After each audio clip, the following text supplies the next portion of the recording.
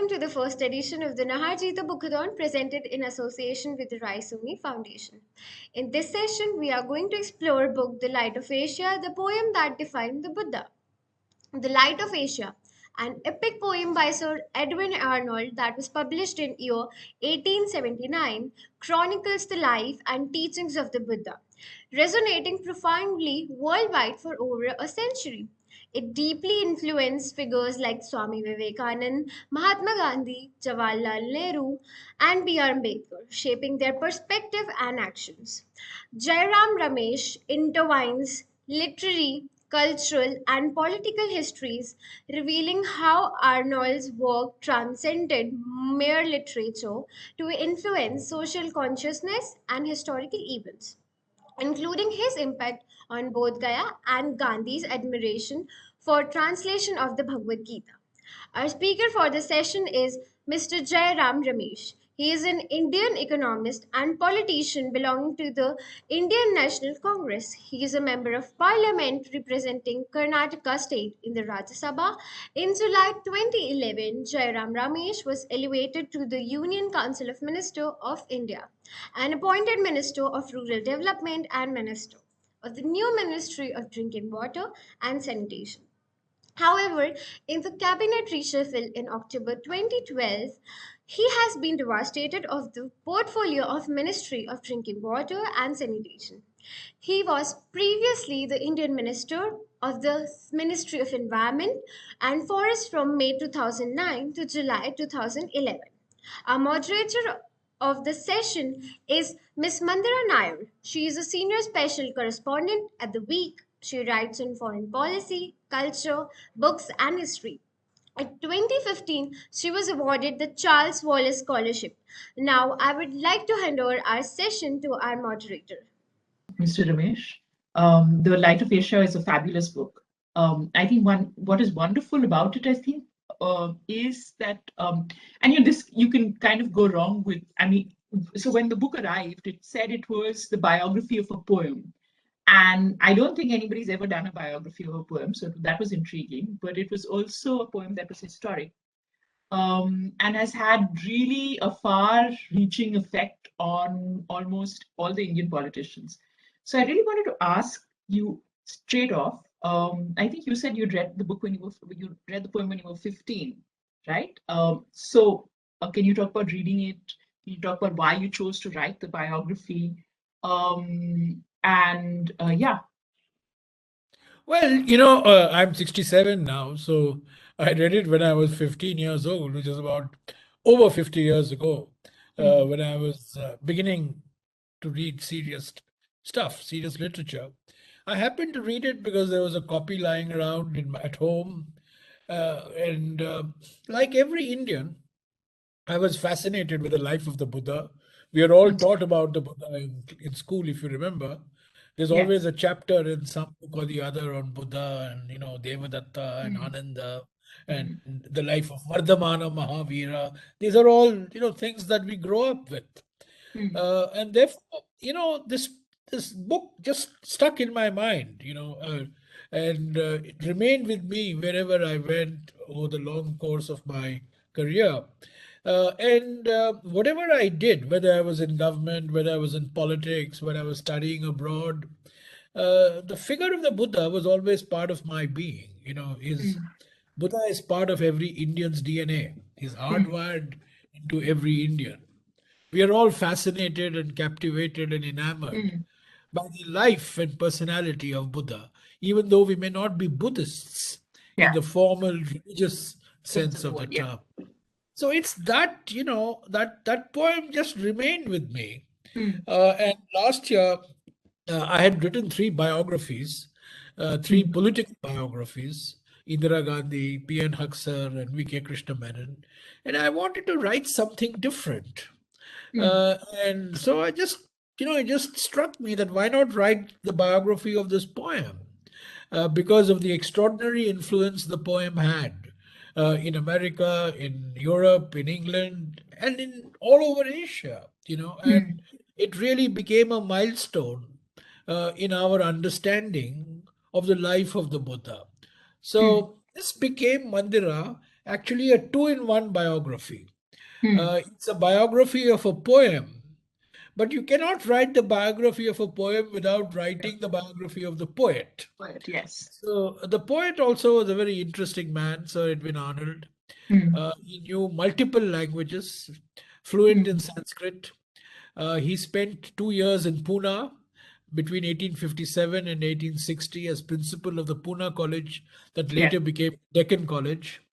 Translated the Mahabharata, the Geet Govinda, the Hmm. Hitopadesha, and the Hmm. Bhagavad Gita. Yeah. So Edwin Arnold was a very interesting man. He was a late 19th century British figure who believed in British rule in India, but spent his time translating Sanskrit works Yeah. into English because he was fascinated with Indian culture.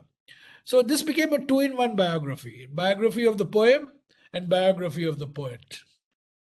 So I wanted to talk to you about that because I think when you talk about, you say that he knew multiple languages. He knew Turkish, he knew Urdu, he knew like everything, Latin. He also, you talk about him translating the Gita, and I would want, you write that it was actually his translation that Gandhi took was very enamored by, right? So can you talk about that and Well, also in real Gandhi was 20 years old and studying law in London when he Hmm. became a member of the London Vegetarian Society. Vegetarian society? Yeah. The president of the society was an Englishman called Henry Salt, a great Hmm. popularizer of vegetarianism. The vice president of the society was Edwin Arnold, who was a Hmm. vegetarian himself. And the secretary of the society was this young 20-year-old Gujarati studying law in London called Mohandas Karamchand Gandhi. And Mohandas Karamchand Gandhi used to visit a theosophical society, and they would read from Indian literature. And one Hmm. day they happened to be reading the Bhagavad Gita, not in Sanskrit, not in Gujarati, but in English. Hmm. And they were reading this poem called The Song Celestial, which is Hmm. the English translation by Edwin Arnold Yeah. of the Bhagavad Gita. So the first introduction of Mohandas Karamchand Gandhi to Hindu culture, to Hindu thought, Hindu philosophy, came through listening to the song Celestial being Hmm. read, the Bhagavad Gita in English. This profoundly moved Gandhi. Gandhi then read The Light of Asia also. But till he died, Mandira, the Hmm. song Celestial remained part of Gandhi's library. It remained part of Gandhi's heart. It remained part of Gandhi's head. Hmm. It became part of Gandhi's being. Hmm. He would recommend this to his children, to his nephews, his nieces, to his colleagues, to his friends, to anybody who wrote to him, and he would quote from the song Celestial. The Hmm. Bhagavad Gita was really, the defining text, the Hmm. abiding, not just the defining, but also the abiding text for Hmm. Gandhi. Hmm. And it was Edwin Arnold's translation that Hmm. profoundly influenced Gandhi in the late 19th century before he became the Mahatma. Hmm. He becomes the Mahatma in the early part of the 20th century. We are now Yeah. talking of a period when he was not the Mahatma. And Hmm. that's when he started reading. And he read perhaps the first two books concerning religion that Gandhi read was one, the song Celestial, which is the translation of the Bhagavad Gita, and the other one was The Light of Asia on the life of Buddha, and both Hmm. happened to be by Sir Edwin Arnold. So Gandhi became a great devotee, a great admirer of Sir Edwin Arnold. So, but apart from that, if you look at it, I mean, in the sense that and this is what is wonderful with what you had done earlier, you'd sort of with your Huxer book too, where there is, I mean, while Huxer is a very defining character in Indira Gandhi's life, but he's what in history would be a side character. You know what I mean? He's not your main star really. And Edwin Arnold is, let's say, even I mean, is part of a character actor who has played an important, influential part in the lives of many Indian freedom fighter and leaders. So you've got, while he's influenced Gandhi, also his Light of Asia also influences Nehru, it influences Ambedkar, it influences Shama Prakash Mukherjee also, right? So I just wanted to ask you to talk about how, in one way, um, you know, while it was essential reading for that generation to understand the Buddha, can you also talk about how, in some ways, how defining Buddhism really is to Indian nationalism, and central to the idea of India, if you will, if it. Well, the 19th century was a century of rediscovery of Buddhism, of Buddha and Buddhism. The Yeah. rediscovery took place epigraphically by James Prinsep, deciphering the Brahmi script of the Ashokan inscriptions. It was rediscovered archaeologically by With Marshall. Alexander Cunningham through his excavations in Bodh Gaya, Sarnath, Barhut, various places. Hmm. And it was discovered through literary sources. And Hmm. these literary sources happen to be Pali texts translated into English, Chinese texts Hmm. translated into English, and some Japanese texts Hmm. translated into English. So it was an epigraphical, archaeological, textual rediscovery of who Buddha was and what Buddhism was. And this Hmm. took place between 1820 and 1880. Hmm. Uh, the Light of Asia was written in 1879. It came Hmm. out in July 1879. It became an instant hit. To Hit. use today's language, it went viral. Yeah. It went viral in England, it went viral in America, it went viral in Europe. And it got translated into 30 languages, Hmm. in the first 15, 20 years. It got translated into almost all European languages. It got Hmm. translated into almost all Asian languages, Chinese, Hmm. Japanese, Korean, Thai, Hmm. Khmer, and it got translated into all Indian languages. Now, Hmm. the first translation of the Light of Asia into an Indian language was in 1885. It was translated into Bengali as Hmm. Buddha Charita. And Hmm. this translation profoundly moved Ramakrishna, Sri Hmm. Ramakrishna. And it also became a great text for Swami Vivekananda. Hmm. Yeah. Vivekananda is, in fact, if you look at Vivekananda's lectures that he gives in America, Hmm. after 1893, if you look at all the lectures he gives, and he talks very frequently of Buddhism, very Hmm. frequently of Buddha, and very Hmm. frequently of the Light of Asia. That's Hmm. how he first was introduced to the life of the Buddha. Then, of course, it gets translated into Marathi, Telugu, Tamil, Malayalam, and all other Indian languages.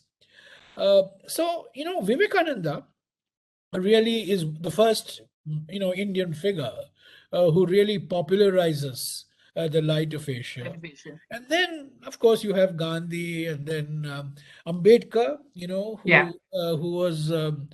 who reinterpreted the life of the Buddha in a completely different way than Hmm. Vivekananda and Gandhi and Nehru. We can Hmm. discuss that. Yeah. But And of course, there was another great scholar, Mandira, whose name we have forgotten today, but who had a profound influence on Ambedkar's thinking on Buddha, and that was Dharmanand Kosambi.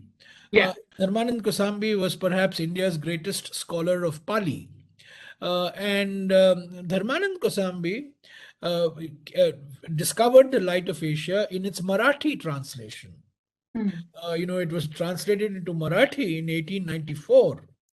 And that's how Dharmanand Kosambi became aware. And that's what Dharmanand Kosambi writes, that he was drawn to Buddha and drawn to the life of Buddha and Buddhism after reading The Light of Asia. He didn't read The Light of Asia in English. Like Hmm. Gandhi did and Nehru did and Vivekananda did, but he read The Light of Asia in Marathi. And that's how he became, the great scholar of Pali and great scholar of Buddhism. And then he went on to have an influence Hmm. on Ambedkar. So, it impacted various people, literary personalities. It influenced scientists. It influenced politicians.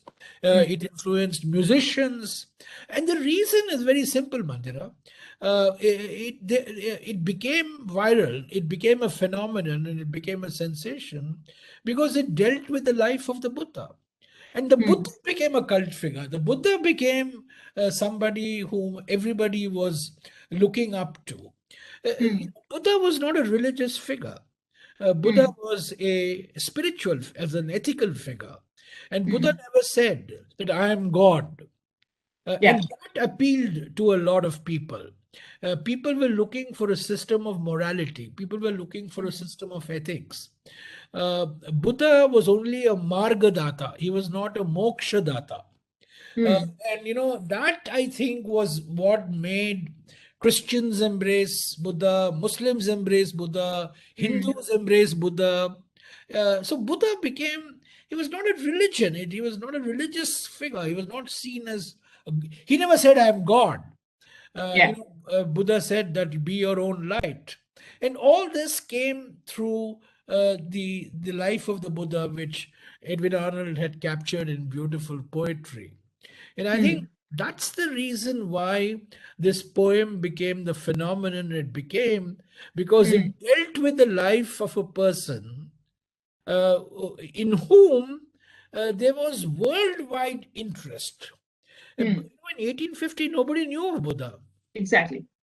Yeah. except maybe 10, 15 people. Yeah.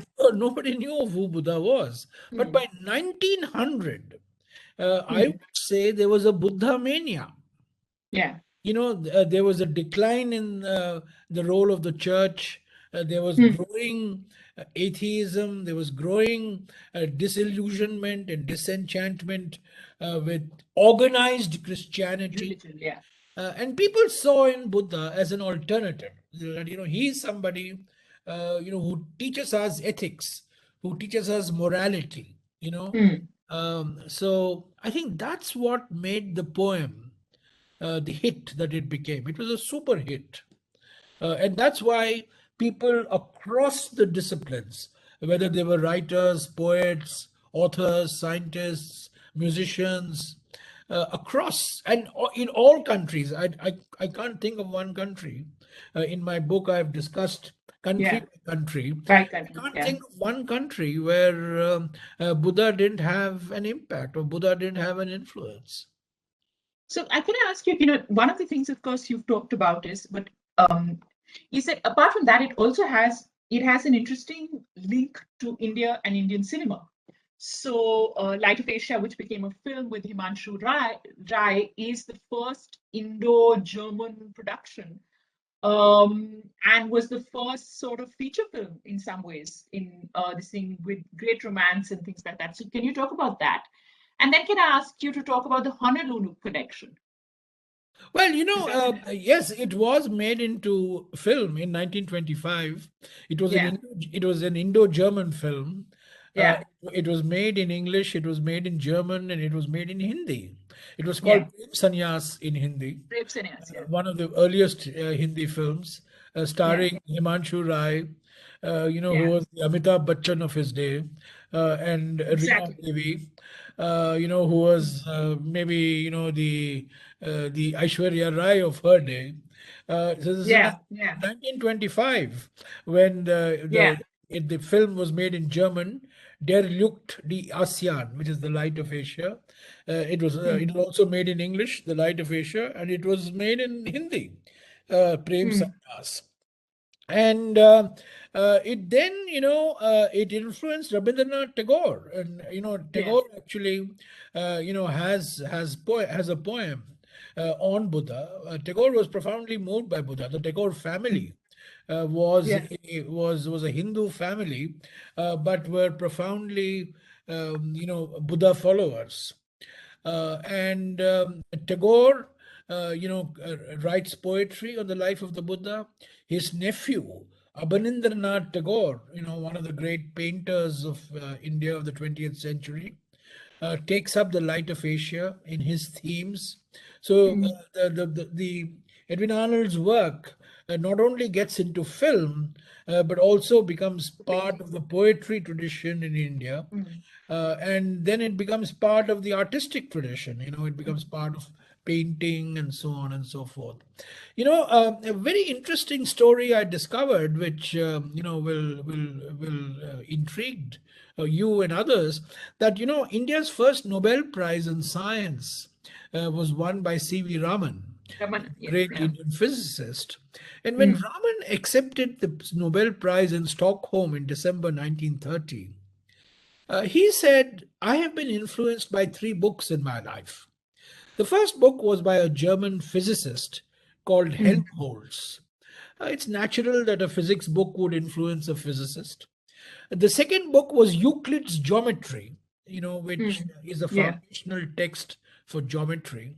And the third, he said, was The Light of Asia, Edwin Arnold's Light of Asia."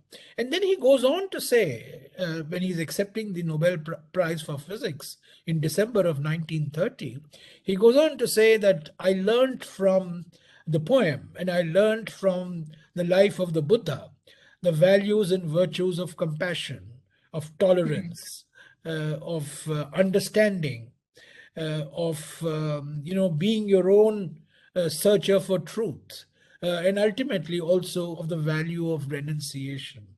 And this is a scientist. Huh? This is not a Yeah. political figure. It's not an author. It's not a poet. It's a scientist who's probably the greatest Indian scientist we have had. He won the Nobel Prize for work he did in Kolkata.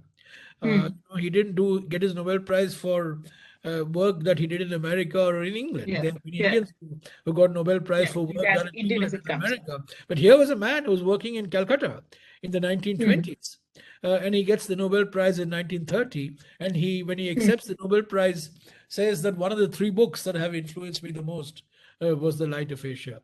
So it's extraordinary. It's not just Gandhi, Vivekananda, Nehru, Tagore, and others, but it's also people like C.V. Raman and other personalities who are quite far removed from the world of literature, world of art, world of music. Who are deeply immersed in science, but yet they were drawn to this poem. And I think they were drawn to this poem because they were drawn to the subject of the poem. They were Yeah. drawn to the life of the Buddha. You know. So, okay, now can I talk about a different thing? When you look at Light of Asia, it's a book which is a discovery, of course. When it gets translated into Indian languages, it becomes a discovery of sorts for Indians also to look at the Buddha, right? But at this moment where, and I'm going to put it into geostrategy terms, Buddhism is much more now than just about philosophy and religion. It's also very much at the heart of a reach out diplomatically, right? It's at the heart of the China Belt and Road. It is at the heart of our reach out to look east. And I wanted to talk to you about that. Essentially, how do you see Buddhism as now the fundamental reach out and cementer of modern, at the center of modern geostrategy in a way? Well, It, Vivekananda, Tagore, Gandhi, Nehru all believed and all were drawn to Buddha, the spiritual figure. Buddha, the cultural figure. Buddha, the figure of philosophy. Buddha, the figure of ethics. And Nehru, of course, saw in Buddha not only the greatest Indian at that time. Of course, he was born in Nepal, in Lumbini, yeah, but yeah. the greatest subcontinental. And he saw the fact that while Buddhism had virtually been eliminated in India, Buddhism defined Ceylon, it defined Burma, it defined Thailand, it defined Korea, it defined Japan, it defined China in many ways. It defined, of course, Tibet, Yeah. Mongolia. For Nehru, Buddha was a trans-Indian figure. He was a figure that was an instrument of soft power. He was an Yeah. instrument of diplomacy. and therefore, in fact, if you look at the two symbols of Yeah. the modern Indian nation state, the national symbol is the four lions. If you see any government Yeah. document, you'll see only three lions, but it's actually there's a fourth lion at the back, and this is the lion capital of Ashoka at Yeah. Sarnath. And if you Yeah. look at the Indian flag, in the middle of the Indian flag, you'll find a The chakra Dharma Chakra. with 24 spokes, and this is the Dharma Chakra. Again, coming from the first sermon of the Buddha at Sarnath. So Nehru was really steeped in not in Buddhism, but Nehru was steeped in the life of the Buddha Yes. and in the life of Ashoka. And Ashoka particularly held great fascination for Nehru, and so therefore Nehru and many others of his generation saw Buddha and saw in Buddha uh, not just values that were relevant to India, but values that left the Indian shores and influenced Central Asia, Afghanistan, for example. Yeah. Was Yeah. one day all Buddhist. Once upon a time, Yeah. it was all Buddhist. That And has. it influenced Yeah. Central Asia, it influenced East Asia, and so on. So yes, I mean there was this, and largely, most of us look upon Buddha, as a figure of contemplation, as a figure of meditation, as a figure that has taken Indian culture to other countries. For example, the world's largest Buddhist monument is in Indonesia. The Borobudur, is the largest Buddhist monument. It's in Indonesia. Angkor Wat in Cambodia is a huge, sprawling Buddhist complex, which was originally Hindu, of course. So, but Ambedkar was different. Ambedkar did not believe in the ethical, social, contemplative, speculative, philosophical, Because cultural yeah. Buddha. Ambedkar believed in the political Buddha. Ambedkar believed that Buddha was a social radical, that he challenged the caste system, he challenged caste prejudices and caste orthodoxy. Dharmanand Kosambi, was part of this tradition, and many others who came to Buddha in the translation of the Light of Asia. Sri Narayana Guru, for example, in Kerala. And so the translation of the Light of Asia in English had a lot of literary value. But the Light of Asia in its Hindi, Tamil, Malayalam, Marathi, Punjabi, Bengali translations had a lot of social value because it inspired social movements, it inspired social reformers, and ultimately, of course, Ambedkar. And this festival is being held in Nagpur. Yeah. On the 14th of October 1956, Dr. Ambedkar and over a lakh of his followers formally embraced Buddhism. And we talk of Hinayana Buddhism, Vajrayana Buddhism, Mahayana Buddhism, but Ambedkar represented a completely new school of thought, which is now called Navayana Buddhism. So there is the cultural Buddha, right? There is the philosophical Buddha, to which Gandhi, Nehru, Tagore, Vivekananda subscribe. And there is the political Buddha. There is the social revolutionary Buddha, who becomes an inspiration for people like Narayana Guru, and of course, the greatest reformer, Dr. Ambedkar himself. So it's a complex story. It's a very complex story, but I try to bring this out, Mandira, because most of us, if you talk to most people in the world, they associate Buddha with meditation, they Yeah. associate Buddha with contemplation, they associate Buddha with some mantras and some ritual and some chanting and so on. But there is this other dimension of Buddha, that Buddha who fought against caste, Buddha who fought against the killing of animals. The Yeah. Buddha was a social reformer, and that we should not forget played a great role in the Indian nationalist movement through many figures, of whom perhaps, undoubtedly, the most famous and the most influential was Dr. Ambedkar. But interestingly, apart from all this, Buddha was one of the first few who brought in gender and women into the Sangha. Um, and one of the oldest literary texts that we find is of women nuns of Buddha. So Well, essentially, I must say that Buddha was a reluctant he gender. was, yes, of He course, was there a is that. reluctant gender, justice man, because he did not want women in the Sangha. And it is actually Ananda, Ananda, who is who his makes great that, yeah, disciple.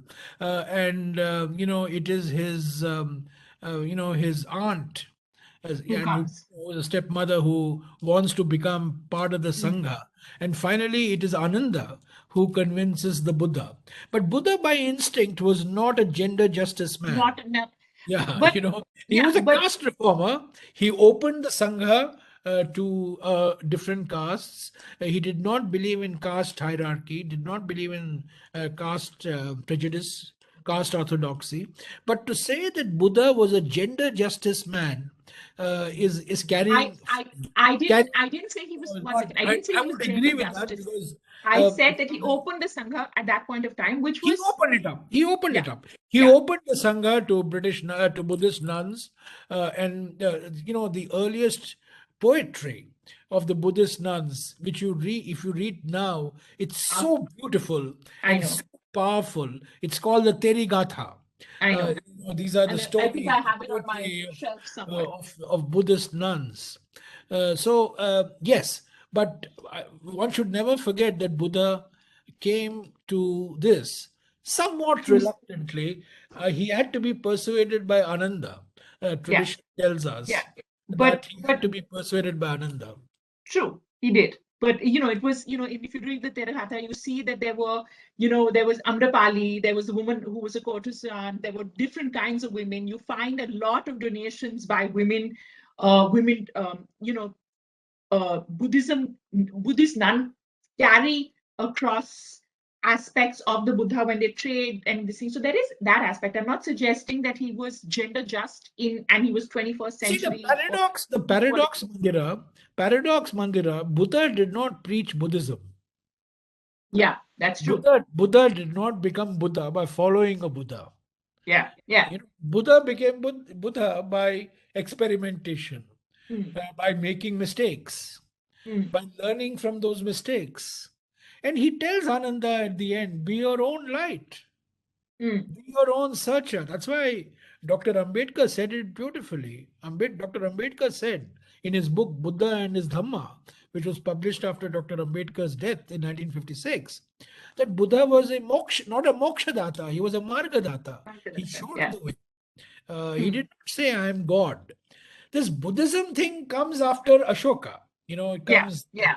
Well, 300 years many, or yeah, 250 yeah, years yeah. after Buddha passes away. So Buddhism comes later.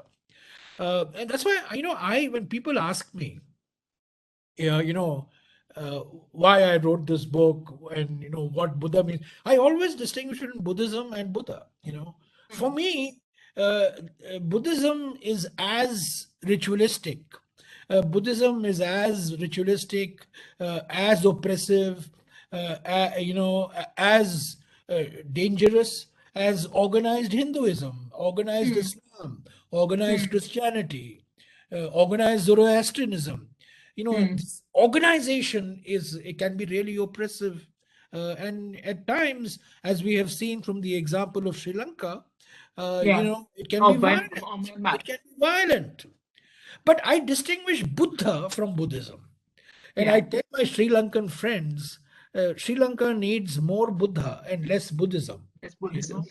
know, just like we in India, we need more of our philosophy, more of our tradition, rather than ism, the ism. and then we get caught into the organized form of religion and texts and so on and so forth. So I always distinguish between Buddha and Buddhism, and I think, uh, and that's the reason perhaps why this poem became so popular and so influential, that it deals with the humanity of Buddha. Yeah. Yeah. It doesn't deal with the divinity of Buddha. Hmm. It deals with the humanity of Buddha.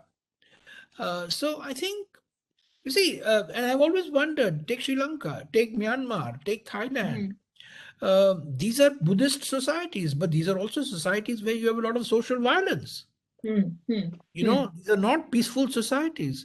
And but Hmm. our traditional images of Buddha, the man who preached peace, tolerance, compassion, and so on. In fact, Hmm. yesterday somebody came to meet me, a scholar, and he put it very well. He said, the two pillars of Hinduism, ahimsa, uh, comes from Jainism, and karuna, uh, compassion, comes from Buddhism. It's very Yeah. true, Yeah. the interplay of Hindu tradition, Jain tradition, Buddhist tradition. That's why I don't call Jainism, you can't, there's no such thing as Jainism. There's no such thing as Buddhism. There's no such thing as ism. But there's a Hindu thought, there's a Buddhist thought, there is a Jain thought. And to give you a very interesting example, I don't know how many people think about this. Chandragupta Maurya, Hmm. who is now very much in the news, thanks to Yogi Adityanath. Hmm. Chandragupta Maurya was a Jain. He Hmm. belongs to the Jain tradition, Hmm. right? Chandragupta Maurya's son, Bindusara, uh, belonged to what are called the Ajivikas. It was Yeah. a sect that was roughly contemporaneous with Vardhamana Mahavira and Gautama Buddha, and it was propagated by a person in Magadha called Makkala Hmm. Gosala. Hmm. And so Bindusara, the son of a Jain father, uh, owes allegiance to this Ajivika sect. And Ashoka, who is Bindusara's son, Oh. becomes a Buddhist. I mean, he's the greatest figure of Buddhism. So just imagine, grandfather Jain, Hmm. father Ajivika with sympathy towards Brahminism, and the grandson becomes a Buddhist. And Buddhist. this Yeah. is what Indian tradition is all about. It's a confluence of different. They were not religions. See, the concept of religion is a Western concept. It's not an Hmm. Indian concept. The Indian concept is one of tradition. It's one of philosophy. It's one of multiple streams, and that's what Hmm. Buddha talked about. Hmm. So I Yeah. think that's why I'm deeply, deeply skeptical of organized religion. You know, Hmm. Hmm. Hmm. and So, since you've talked about this, and this is something I wanted to bring up, um, uh, apart from this thing, of course, I mean, when you're talking about just thought, if you look at just excavationally or this thing, you find that Buddhist, where you find Buddhist remains, you also find Jain remains, you find Hindu remains. It's almost contemporary at that point of time. So the idea of a decline in Buddhism, which is where which was very much post Cunningham, where you're pitting one against the other. It also comes back to history and comes back to interpretation of Western thought. But that apart, I wanted to talk to you about, in some ways, a confluence. I mean, together and let's say a peaceful way of sorting out a dispute. So when you're talking about, and which is one of the most landmark missing, where you look at Bodh Gaya, and Arnold is a big supporter of absolutely, not only a supporter. In fact, is is it was your the poem. It was the yeah Light of Asia, and it was Arnold's visit to Bodh Gaya in yeah February of 1886 that launches the Bodh Gaya movement. yeah And that Bodh Gaya agitation was very much like the Ayodhya agitation. Ayodhya In agitation, yes. Ayodhya, the Hindus were fighting over control over Ram Janmabhoomi.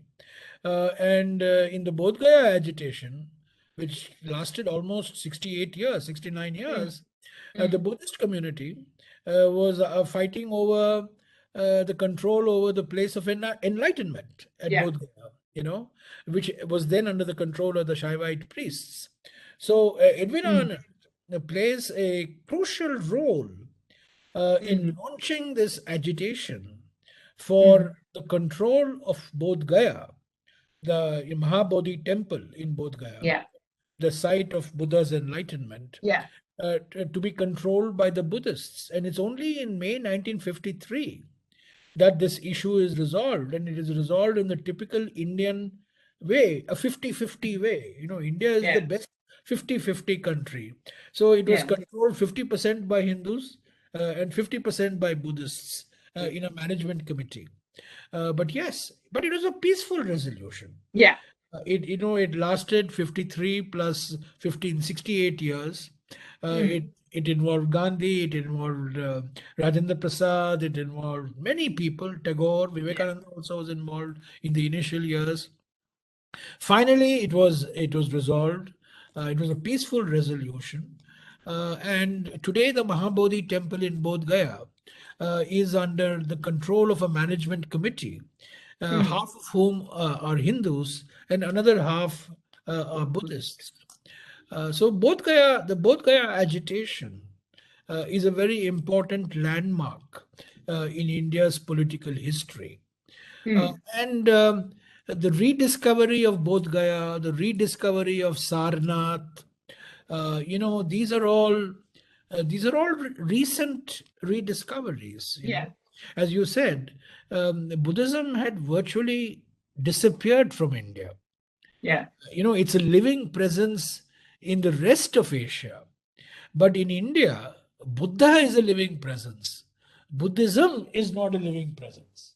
In every Indian home, you'll find this. I'm sure in your Yeah. study also, you'll have some Yeah. painting or some, stone Yeah. icon. Every Indian home will have this.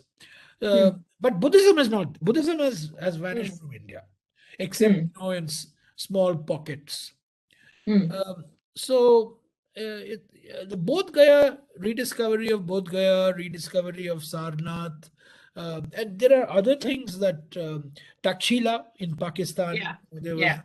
the great excavations that took place in Takshila. We are still not yet completely finished rediscovering our ancient Buddhist heritage, Yeah. and 500 years, 600 years, Buddhist thought and Buddhist philosophy very much defined Indian civilization, Indian culture. Yeah. Yeah. Yeah. I mean, it was the heart of trade, for example. It was Yes, where it was. absolutely. And Buddhism went from India, it went to Central Asia. From Yeah. Central Asia, it went to China. From China, it went to Japan, it went to Korea. Uh, Yeah. and then, of course, it went to Sri Lanka, it went to Burma and other places. It went to Russia. There are parts of Yeah. Russia which are Yeah. Yeah. Buddhists. Yeah, I mean, see, what happened was Buddhism over a period of time got appropriated by the Brahmins. Yeah. By the 7th century, 8th century, Buddha becomes the ninth avatar of Vishnu. Yeah. He becomes part of the Hindu tradition. He becomes the ninth avatar of Vishnu. And by the beginning of the 12th century or 13th century, the clash with Islam, the Bakhtiyar Khilji and all these people, that gives the final sort of finishing Yeah. touches to the decline of Buddhism. But the decline of Hmm. Buddhism had started much before Islam came to India. Yeah. It starts in the 5th century or thereabouts because it Hmm. gets appropriated Yeah. by the Brahminical tradition. Hmm. So Buddha becomes, for example, the ninth avatar of Vishnu. Hmm. So yeah, and then I wanted to talk to you about other aspects too. I wanted to, so while there is, and you talk about Geet Govindam, and how they sing, but I wanted to talk to you really about also the other aspects of Light of Asia and Buddhism. So for example, I think you said Arthur Conan Doyle is influenced by the Buddha, and that you'll find that in a lot of Sherlock Holmes stories. So, can we talk about that, and can we talk about the mystery of that is that still remains that you still haven't been able to solve about Arnold and Laldeed? Arnold and Laldeed. yeah, yeah. Well, there are many things about Arnold, which remain still mystery, still a mystery. There are some who believe that Arnold translated some Kashmiri works into English. I mean, Kashmiri work and Sanskrit into English. But the evidence for that I have not been able to conclusively establish. Uh, but interestingly, in the process of writing this book, I discovered Edwin Arnold's great grandchildren who are living in Bhopal. Edwin Arnold's son, Channing Arnold, came to Bhopal. He was a tutor to the royal family of Bhopal. He married a Muslim lady, had two children by her. He was unfortunately murdered in a property dispute in UP in 1937. So his daughter got adopted by the Christians, and his son was raised by a Muslim family in Bhopal. The daughter went away to England. The son stayed back in Bhopal, and I discovered wonderful, five, six great grandchildren of Edwin I Arnold. know. Names like Mohammed Mickey Arnold, Fauzia Arnold Siddiqui. I mean, they're wonderfully syncretic names, and they were the great grandchildren of Edwin Arnold, who were leading, Indian lives in Bhopal. Also, of course, he also has some great grandchildren from that lady who went away and was adopted by Christian missionaries, and I discovered them in Thailand and Australia and the UK. But what I found most interesting was Edwin Arnold's great grandchildren in Bhopal, and there were four or five of them. And in my book, actually, I was able to, in fact, get in touch with them. And I must read out to you, the names which I discovered. Firoz Arnold I know. They're was lovely one names. grandchild. Yeah, Nahid Arnold Ali. That is another one. I already told you about Farzana Ahmad Yeah. Siddiqui, Fauzia Arnold Raza.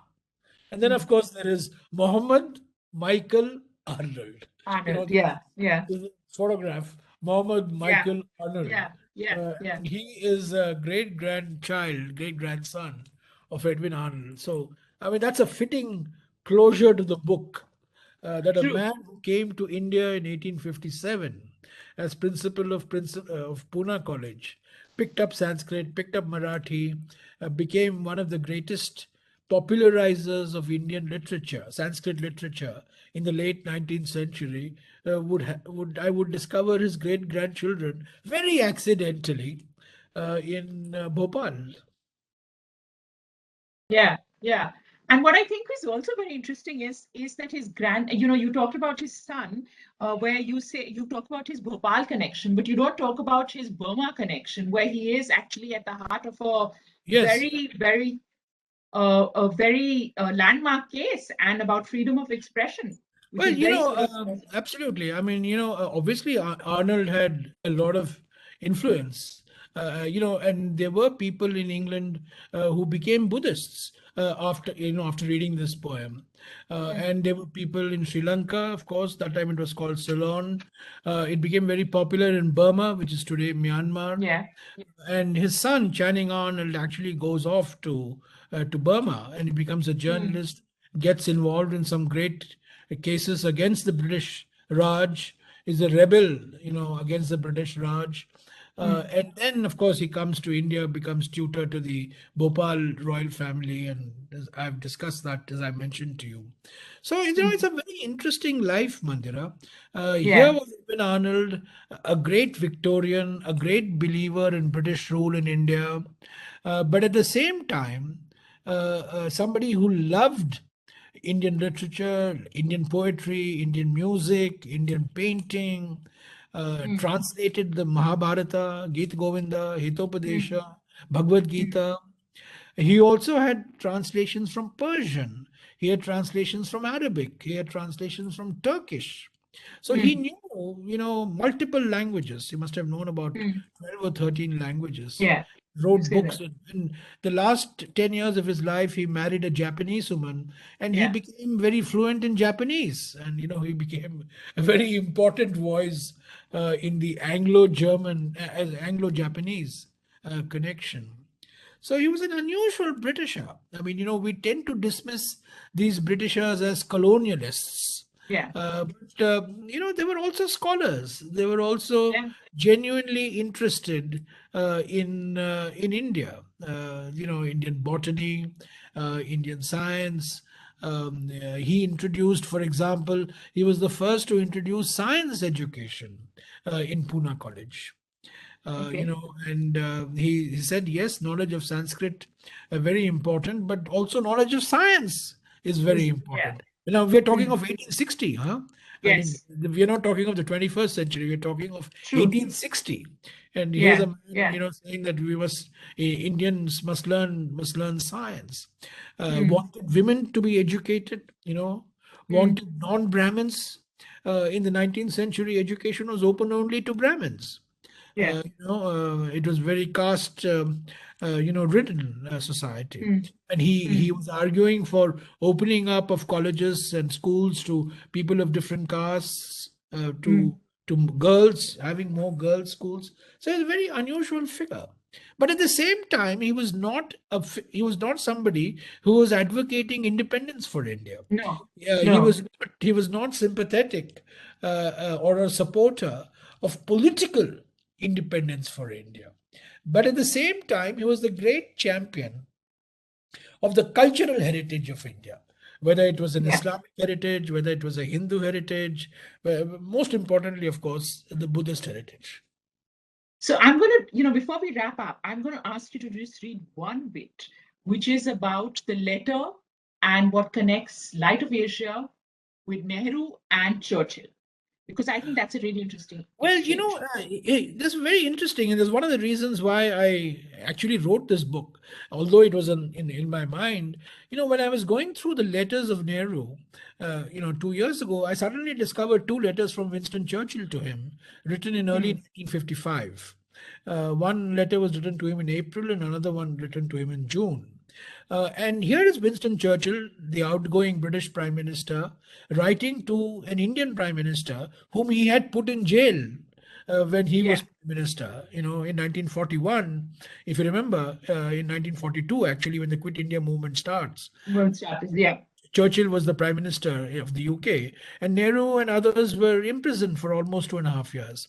Nehru spent 10 years of his life in jail. Mm. Out of 25 years before independence, he spent 10 years out of his life in jail. A large part of it was, a good part of it was thanks to Churchill. So Churchill writes to Nehru in 1955, saying that one of my great pleasures has been my association with you. You have a heavy responsibility. You carry the hopes and aspirations of millions of Indians. Remember the light of Asia. He ends up by saying, remember the light of Asia. And I found it extraordinary that a British Prime Minister would write to the Indian Prime Minister not once, not but twice, drawing reference to the light of Asia. And then I discovered, of course, that um, Churchill was a great, was a reader, and Churchill was a great admirer of Rudyard Kipling. And Kipling, Mm. when he was in school, had started a Light of Asia Society because he had been very influenced and moved by reading Arnold's poem. Mm. And for Nehru also, the Light of Asia was a very important. He carried that book with him whenever he went into jail, which was very frequently. Yeah. And that book remained with him as part of his reading and as part of his being and so on. And so I found it extraordinary that a British Prime Minister would write to an Indian Prime Minister and draw reference to the light of Asia. And both those letters, I was lucky and I was able to access both those letters. And I've reproduced those letters in the book. So that's an interesting sidelight to this Yeah. book. To the That, whole story. that the light of Asia brought Churchill and the Nehru. jailer and the jailed together. They were brought together by the light of Asia. Yeah. So thank you so much. I think we've Thank you, Manjira.